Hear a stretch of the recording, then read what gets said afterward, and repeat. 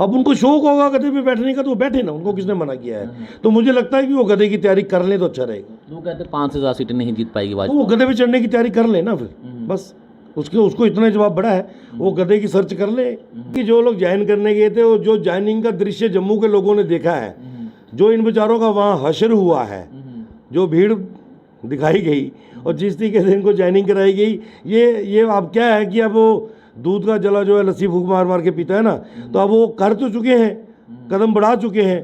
अब अगर कहीं अपना बॉडी लैंग्वेज से उनके पता लगता है कि हमारी हालत दिल्ली में ख़राब हुई है, कि वो बाउंसर्स, अब बाउंसर जिनके साथ चलते हैं वो क्या होते हैं, हमने सुना था कि वो सेलिब्रिटी वगैरह जो सिंगर विंगर्स होते हैं कि उनको लोग तंग ना करें, उनके आगे पीछे वो चार वो जो मसल पावर वाले है ना, जिनको देख के कई बार बच्चे डर भी जाते हैं। मुझे लगता है कि जो लोग बाउंसर लेके बाहर निकल रहे हैं उनको नेता कहना भी पहली बात तो गलत है। वो किसी न किसी तरीके से समाज के अंदर एक गलत वातावरण खड़ा करने का प्रयास कर रहे हैं। नमस्कार, द पब्लिश में आप सभी का स्वागत है। मैं हूं वरुण शर्मा। जम्मू कश्मीर में होने वाले विधानसभा चुनावों को लेकर भाजपा ये दावा कर चुकी है कि वो 50 से ज़्यादा सीटें जीतकर अपनी सरकार जो है वो बनाने जा रही है। और वहीं दूसरी तरफ आम आदमी पार्टी की बात करूं तो आम आदमी पार्टी में जम्मू कश्मीर के कई बड़े चेहरे शामिल हो चुके हैं। और अब देखना ये है कि क्या आम आदमी पार्टी भाजपा को विधानसभा चुनावों में टक्कर दे पाएगी या फिर नहीं। इसी पर बातचीत करने के लिए मेरे साथ विक्रम रंधावा जी मौजूद हैं, जो कि एक्स MLC रह चुके हैं और भाजपा के वरिष्ठ नेता भी हैं। रंधावा साहब, बहुत बहुत स्वागत है आपका। शुक्रिया वरुण जी। भाजपा दावा कर चुकी है कि 50 से ज़्यादा सीटें जीतेगी भाजपा, लेकिन वहीं दूसरी तरफ आम आदमी पार्टी में बड़े चेहरे शामिल हो चुके हैं और जनता की उम्मीद बन चुकी है आम आदमी पार्टी। आपको क्या लगता है? देखिए, भारतीय जनता पार्टी का संगठनात्मक ढांचा बहुत मजबूत है। Bharatiya Janata party national party है और दुनिया के सबसे बड़ी मेंबरशिप हमारी 18 करोड़ सदस्य अगर दुनिया में सबसे ज़्यादा किसी पॉलिटिकल पार्टी के हैं तो भारतीय जनता पार्टी के हैं। हम किसी को अपने मुकाबले में समझें कि नहीं समझें, हम अपनी लंबी लकीर खींचने में विश्वास रखते हैं, दूसरे की लकीर मिटाने में या उसकी लकीर के मुकाबले में खड़े रहने में विश्वास नहीं करते हैं। जम्मू कश्मीर में संगठनात्मक ढांचा भारतीय जनता पार्टी का बहुत मजबूत है। हर पोलिंग बूथ पे हमारे कार्यकर्ता हैं और ऐसा नहीं है कि समाज का हमारे पे विश्वास नहीं है। भारतीय जनता पार्टी की योजनाएं, केंद्र सरकार की जो वो योजनाएं जो जिससे हर व्यक्ति को लाभ होता है, वो योजनाएं जो हैं लेटर एंड स्पिरिट जो है आज ज़मीन पे लागू हो रही हैं। और लगातार पार्टी का कार्यकर्ता समाज से जुड़ा हुआ है, कोई कटा हुआ कार्यकर्ता नहीं है। तो मैं ऐसा मानता हूँ कि हमें किसी को कंपटीशन में समझने की ज़रूरत है नहीं है, हम अपनी लाइन पे चल रहे हैं। हमारे प्रदेश अध्यक्ष रविंद्र रैना जी ने 50+ का लाकर स्लोगन दिया है, तो भारतीय जनता पार्टी का एक एक पोलिंग बूथ का कार्यकर्ता ये तय करेगा कि हम उस टारगेट को अचीव करेंगे। और आने वाले विधानसभा के चुनाव जम्मू कश्मीर में जब भी हो, भारतीय जनता पार्टी अपने बलबूते पे सरकार बनाएगी। 50+ ही क्यों, 80+ क्यों नहीं कह सकते? क्योंकि जम्मू कश्मीर में अब भाजपा ने अच्छा किया है और भाजपा कहती है कि श्रीनगर में हमें अच्छी सीटें मिलेंगी, तो 50+ क्यों कर रहे हैं, 80+ क्यों नहीं कर रहे? देखिए, दिखावे की राजनीति नहीं करनी चाहिए ना, दिखावे की राजनीति मुझे लगता है नहीं करनी चाहिए। अब मैंने कल भी कहीं आप पार्टी का कोई प्रवक्ता है जो जम्मू में कैंप करके बैठे हैं, वो भी कह रहे थे जी 90 में से 82 हमारी होंगी। तो ये मुझे लगता है कि ओछलापन जिसे होता है ना राजनीतिक में, वो दिखता है। तो Bharatiya Janata party practically workout करने के बाद कि हम लोग पूरे प्रदेश में मजबूती से हैं और 100% विनेबिलिटी हम कहाँ पर लेके जा रहे हैं। हमने चुनाव 90 सीटों पर लड़ना है, तो हम 50+ की बात कर रहे हैं ना, तो 50+ में 51 थोड़ी कह रहे हैं। 50+ में तो आंकड़ा कहीं भी जा सकता है, वो 90 भी हो सकता है, 80 भी हो सकता है, 70 भी हो सकता है। लेकिन सरकार बनाने के लिए आपको 46 सीटें चाहिए।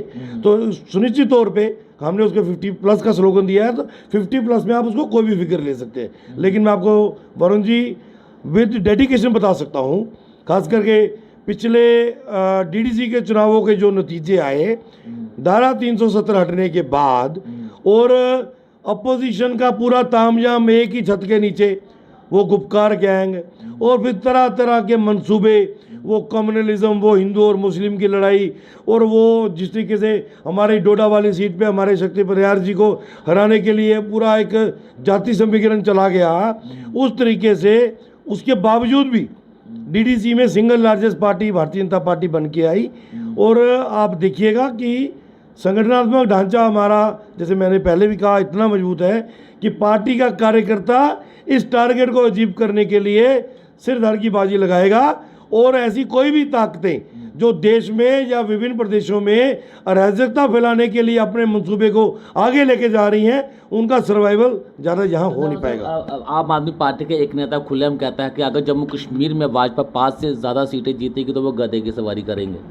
अब उनको शौक होगा गधे पे बैठने का तो वो बैठे ना, उनको किसने मना किया है। तो मुझे लगता है कि वो गधे की तैयारी कर लें तो अच्छा रहेगा। वो कहते हैं 5 से ज़्यादा सीटें नहीं जीत पाएगी तो भाजपा। वो गधे पे चढ़ने की तैयारी कर ले ना फिर, बस उसको इतना जवाब बड़ा है, वो गधे की सर्च कर ले। तो आपको क्या लगता है कि आम आदमी पार्टी अगर चुनाव लड़ती है तो कितनी सीटें जीतेगी? वो लड़े या नहीं लड़े, भारतीय जनता पार्टी को इससे कोई फर्क नहीं पड़ता है, रत्ती भर फर्क नहीं पड़ता है। यहाँ पर रीजनल पार्टीज भी हैं, नेशनल कॉन्फ्रेंस है, पीडीपी है, अभी अल्ताफ साहब की है अपनी पार्टी है, मुझे लगता है उनसे ज़्यादा तो उन्होंने कहीं ना कहीं अपना वजूद फैला दिया हुआ है। पर ये एक सिर्फ समाज को गुमराह करने हेतु और एक डिवीजन ऑफ वोट्स, फिर पोलराइजेशन करने के लिए और एक मंसूबा, पंजाब में क्या हुआ अब उसका 6 महीने में आपके सामने आ जाएगा दृश्य सामने। लेकिन भारतीय जनता का रुख साफ तौर से आम आदमी पार्टी की तरफ दिखता हुआ नजर आ रहा है। नहीं, जनता खुद कह रही है कि इस बार आम आदमी पार्टी, हम भी जनता के बीच में हैं, मैं जनता से बाहर थोड़ी हूँ। भारतीय जनता पार्टी का एक एक कार्यकर्ता, मुझे आपने सैकड़ों बार रोज देखते हो, मैं लोगों के बीच में होता हूँ। तो ऐसा तो नहीं है कि सिर्फ भारतीय जनता पार्टी के लोग ही फील्ड में हैं, हम जाते हैं फील्ड में तो लोग हमारी भी सुनते हैं, अपनी भी सुनाते हैं। वो एक दिखावे की राजनीति करना उन्होंने शुरू किया है, वो बड़ी लंबी गेम चलेगी नहीं। अलबत्ता हम किसी को अपना कंपटीटर मान के अपना काम ज़्यादा कर दें या उनके कंपटीशन को लेकर चलें, वो भारतीय जनता पार्टी उसमें विश्वास नहीं रखती। केजरीवाल जी दावा करते हैं कि हमारी आम आदमी पार्टी है और आम आदमी को ही हम अपना नेता बनाते हैं। भाजपा जम्मू कश्मीर के कुछ नेता दिल्ली में ज्वाइनिंग कर जम्मू वापस आए थे, लेकिन उनके साथ बाउंसर देखे गए, जिन्होंने पत्रकारों के साथ भी बदसलूकी की। क्या लगता है कि किसी पार्टी के अंदर बाउंसर्स का होना, जो कि अपने वो कहते हैं कि हम आम आदमी पार्टी है, हमें सुरक्षा नहीं चाहिए, अभी सिर्फ ज्वाइनिंग ही किया तो बाउंसर का वहाँ पर आना और इस तरह से धक्का मुक्की करना? मुझे लगता है कि जो लोग ज्वाइन करने गए थे, वो जो ज्वाइनिंग का दृश्य जम्मू के लोगों ने देखा है, जो इन बेचारों का वहाँ हशर हुआ है, जो भीड़ दिखाई गई और जिस तरीके से इनको ज्वाइनिंग कराई गई, ये अब क्या है कि अब वो दूध का जला जो है लस्सी फूक मार मार के पीता है ना, तो अब वो कर तो चुके हैं, कदम बढ़ा चुके हैं। अब अगर कहीं अपना बॉडी लैंग्वेज से उनके पता लगता है कि हमारी हालत दिल्ली में ख़राब हुई है, तो फिर उनको लगेगा कि लोगों के बीच में जाना मुश्किल हो जाएगा, तो उसको कवर करने के लिए तो वो एक शो ऑफ स्ट्रेंथ करने की कोशिश कर रहे हैं। अलबत्ता अधिकतम अभी इसके केजरीवाल की पार्टी में वही लोग हैं जिनके पास कोई प्लेटफॉर्म नहीं था और वो प्लेटफॉर्म ढूंढने की कोशिश कर रहे थे। कहीं दूसरी पार्टियों में जाने का प्रयास भी किया, उन लोगों ने उनको नहीं एंटरटेन किया, तो उनको लगा कि एक बना हुआ प्लेटफॉर्म मिल रहा है तो उसको लॉन्च करने की कोशिश करते हैं। बाकी जो कही आपने बाउंसर्स की बात, तो ये मुझे लगता है कि हमारी खास करके मैं कहूँगा सिक्योरिटी को, हमारी एजेंसीज़ को और जम्मू कश्मीर पुलिस को इस बात की तरफ गंभीरता से देखना चाहिए कि ऐसे कौन से सियासतदान जम्मू कश्मीर में पनप पड़े हैं या फिर वो किस तरीके के हालात जम्मू में बनाना चाहते हैं कि वो बाउंसर्स, अब बाउंसर जिनके साथ चलते हैं वो क्या होते हैं। हमने सुना था कि वो सेलिब्रिटी वगैरह जो सिंगर विंगर्स होते हैं कि उनको लोग तंग ना करें, उनके आगे पीछे वो चार वो जो मसल पावर वाले है ना, जिनको देख के कई बार बच्चे डर भी जाते हैं, वो लोग उनके आगे पीछे रखे जाते थे। और अब तो मास्क भी पहन लिया और दाएं बाएं से कहीं से रूप भी ऐसा ही था। नेताओं को भी अपने बाउंसर की जरूरत पड़ेगी। मुझे लगता है कि जो लोग बाउंसर लेके बाहर निकल रहे हैं उनको नेता कहना भी पहली बात तो गलत है। वो किसी न किसी तरीके से समाज के अंदर एक गलत वातावरण खड़ा करने का प्रयास कर रहे हैं। अलबत्ता जो उस दिन एयरपोर्ट पे हुआ, मैं जम्मू कश्मीर पुलिस को ज़रूर चाहूँगा कि उसकी डीपली इन्वेस्टिगेशन कराई जाए। कौन लोग थे, खास करके हमारे पत्रकार बंधुओं के साथ जिन्होंने मिसबिहेव किया, हमारी बहन के साथ मिसबिहेव किया है, मैं आपको भी सल्यूट दूंगा सबको कि आपने स्ट्रांगली उसको रिटेलिएट किया और उसको वहाँ पर भी सबक सिखाने का आप लोगों ने प्रयास किया, जो एक बेहतरीन आपकी कार्यप्रणाली थी। क्योंकि आप एक टीम की तरह काम करते हो। जब हमारे साथ महिलाएं भी निकलती हैं, हमारी बहनें निकलती हैं, तो उनकी सेफ्टी सुरक्षा का भी हमें ध्यान रखना पड़ता है। तो ऐसे में कोई बाहरी, मुझे लगता है वो जम्मू का है ही नहीं है, और अगर जम्मू का है तो उसकी भी बैकग्राउंड पूरी चेक होनी चाहिए कि क्या उसकी बैक हिस्ट्री है, क्या उसकी फैमिली बैकग्राउंड है। वो बाउंसर बना तो उसके पीछे क्या उसने प्रशिक्षण लिया है, कहीं ऐसा तो नहीं है कि हथियारों का भी दुरुपयोग करता हो। अब बड़ा कुछ सामने आ रहा है, हवाला रैकेट भी खुल रहे हैं, तो ये चीज़ें कहीं वही ना जुड़ती हैं। चलिए आखिरी सवाल आपसे ये करना चाहूँगा, जम्मू का युवा जो है वो भाजपा से काफ़ी नाराज़ है, सड़कों पर उतरकर भाजपा के खिलाफ नारेबाजी करता हुआ नजर आता है। तो फिर एक तरफ आप 50 से ज़्यादा सीटें जीतने का दावा करते हैं, वहीं दूसरी तरफ जम्मू की जनता आपसे नाराज़ दिख रही है। देखिए, जनता नाराज़ है, मैं ऐसा नहीं मानता हूँ। कुछ विषय को लेकर कई मनमुटाव से बन चुके हैं। मैंने भी कई बार अपने नौजवानों के बीच में मैं गया हूँ, 1-2 मोमेंट्स पे भी मैं गया हूँ। अब पार्टी लीडरशिप हर विषय को लेकर गंभीर है। एलजी एडमिनिस्ट्रेशन है, ब्यूरोक्रेटिक सेटअप है, direct Bharatiya Janata party LG administration को चला रही है, ये तो कहना ही मुझे लगता है कि गुनाह होगा। प्रयास हमारा रहता है कि ज़मीनी स्तर पर जो जनता से जुड़ा हुआ विषय है वो एलजी साहब तक पहुंचाया जाए। एलजी साहब के माध्यम से केंद्र सरकार उसको समाधान निकाले। आने वाले दिनों में आप देखोगे अभी बीडीसीज को कितना एम्पावर किया गया है, 12,000 पीडीडी के एम्प्लॉयज़ का रास्ता खोल दिया है। मैं यकीनन कह सकता हूँ, खास करके ये जो हमारे 4th क्लास एम्प्लॉयज़ का इशू है, ये केंद्र सरकार इसको बहुत सीरियसली ले रही है। इसका समाधान होगा, यकीनन होगा, और इसी एडमिनिस्ट्रेशन के दौरान होगा।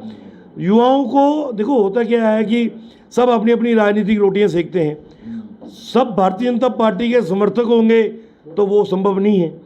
तो कहीं ना कहीं लोग भड़कलाते भी हैं, हमारे पास आओ, हम आपकी बात रखेंगे।